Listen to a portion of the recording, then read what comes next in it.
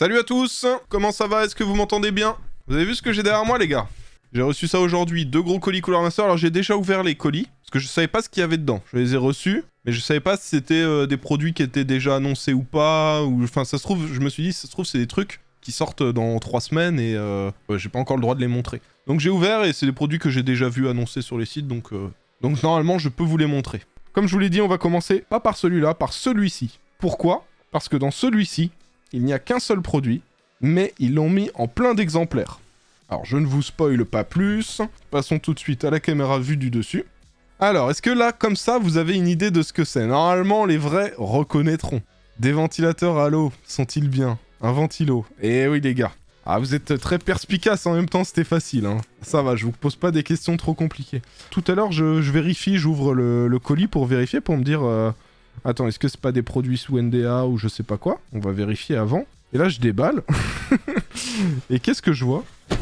Des SF120M ARGB. Alors, pour ceux qui connaissent pas les SF120M, ce sont des ventilateurs très efficaces. Donc, en gros, les gens qui veulent de l'efficacité, un truc qui refroidit bien, pas trop bruyant, c'est des grosses perfs. Ils étaient très bien, mais ils n'existaient pas en RGB. C'était dommage. C'est résolu. Maintenant, il y a les SF120M ARGB. Alors, vous irez voir, il y a une vidéo de test par Yerect sur les versions non RGB, à l'époque où ils étaient sortis. De toute façon, normalement, si vous tapez Yerect Cooler Master, vous allez trouver la vidéo, mais je crois que c'est la dernière de sa chaîne. Donc voilà, n'hésitez pas à aller voir, il a fait des tests dessus. C'est excellent, ça fonctionne super bien. Et en ARGB, c'est encore mieux les gars, c'est encore mieux. Alors, nous en avons combien là-dedans? Parce que là, ils ont pas rigolé. On en a 10. Attendez, on va quand même ouvrir une des boîtes, pour que vous voyez un petit peu le ventilateur d'un peu plus près.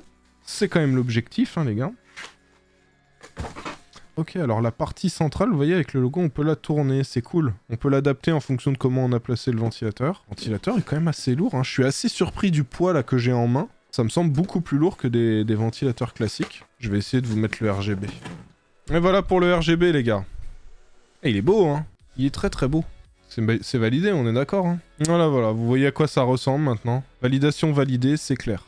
On part sur l'unboxing. Let's go. Nous avons donc le SK653, le CK352 et le CK721. Alors, petite précision rapide, les gars. Pour ceux qui ne connaissent pas les claviers Cooler Master, sachez qu'en général, Cooler Master, c'est excellent rapport qualité-prix. Vous avez des très très bons claviers là qui proposent, qui sont à 60-70 €, imbattables. Vous avez des switches de qualité, une excellente qualité de fabrication, tout ça pour un prix ultra restreint. Et à chaque fois que j'ai des abonnés qui m'en parlent, j'ai toujours des bons retours, genre le clavier tient dans le temps. Moi j'ai un avis plutôt positif sur les Cooler Master, j'en ai testé quelques-uns, jamais sur des longues durées. Tous les retours que j'en ai eu, je crois que j'ai jamais eu quelqu'un qui m'a dit ça va pas. Donc j'ai un avis plutôt positif, on va tester ceux-là, que je ne connais pas. Alors attention, 3, 2, 1. Ah ouais, c'est du tout petit format. Voilà, c'est bien ça, vous voyez, c'est écrit juste là. 65% hybride wireless mechanical keyboard. Donc il est sans fil aussi, ça c'est cool. J'aime le sans fil, mais j'aime le sans fil avec du RGB. Y a-t-il du RGB? Il y a du RGB sur ce clavier sans fil, c'est trop bien. C'est trop bien. Alors ça, c'est le repose-poignet, donc ça se place là, tu mets ta main. Quand tu y touches, vous voyez, ça fait comme les tapis de gym. Tu sais, ça s'enfonce bien, c'est à mémoire de forme, mais ça reste quand même bien ferme. Je pense que ça doit être confortable. On va tester ça juste après. Ah, la surface, ça fait comme vous savez, des tapis de souris un petit peu. Mais voilà, ça fait un peu comme un tapis de souris, la texture. Alors, ah oui, donc ça c'est le truc classique pour enlever les touches, vous savez, pour ensuite quand vous nettoyez les switches. Ça c'est quoi? Ah oui, ça c'est le petit adaptateur USB. Ok, bon ça on va pas l'utiliser les gars, on va le laisser fermer. Nous avons ensuite le fameux clavier. Oh j'aime bien le contour, attendez, c'est un stickers ou c'est... Ah je crois que c'est un sticker. Alors regardez, je vous montre, il y a un contour, vous voyez, qui est jaune. Mais je crois que c'est juste le petit film protecteur qui est jaune et que quand je vais l'enlever, ce sera plus jaune. Mais c'est dommage parce que ça donnait un petit style. Attendez, on va voir. Ah ouais, c'est bien ça. Ce n'est plus jaune en dessous.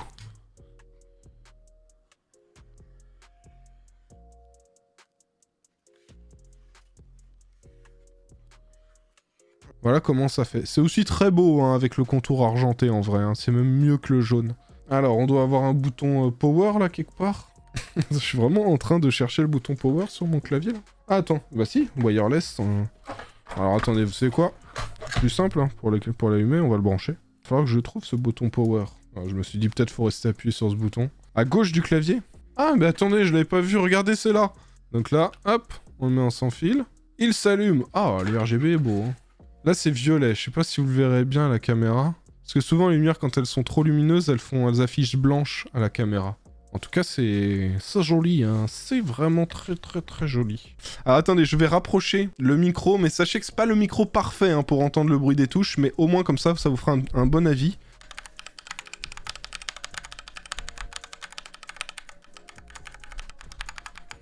Guillaume ASMR.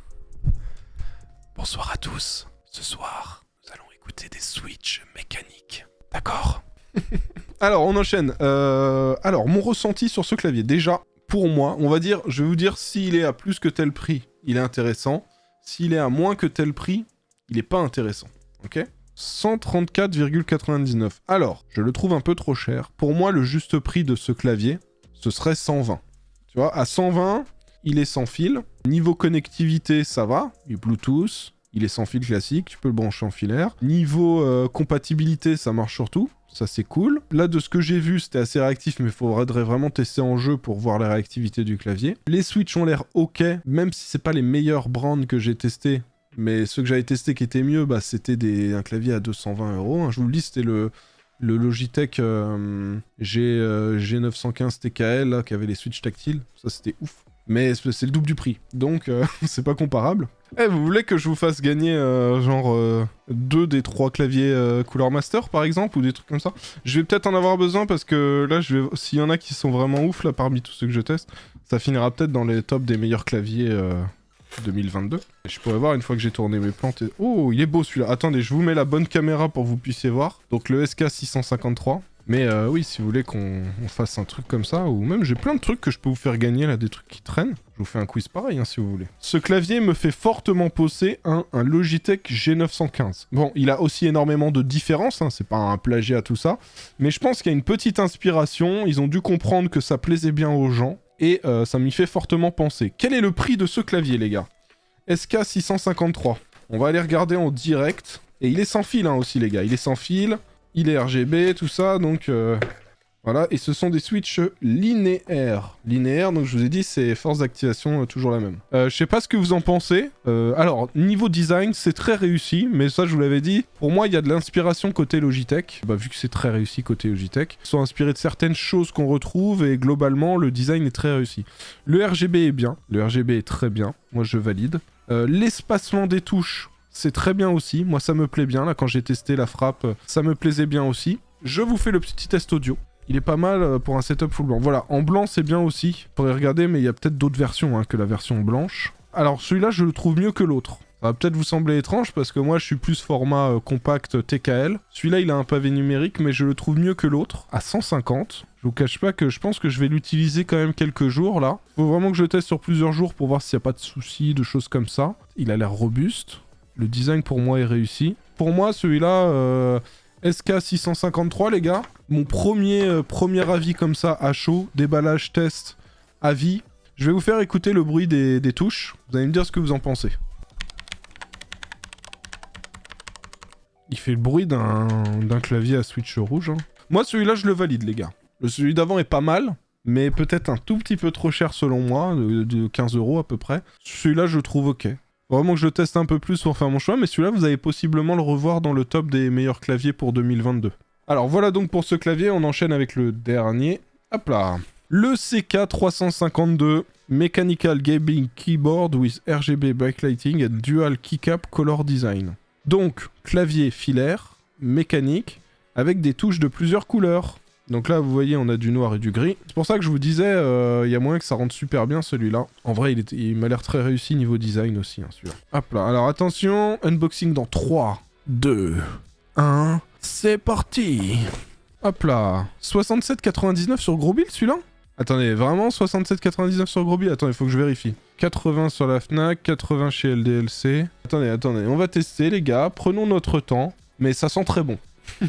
Ça sent très bon, on va dire.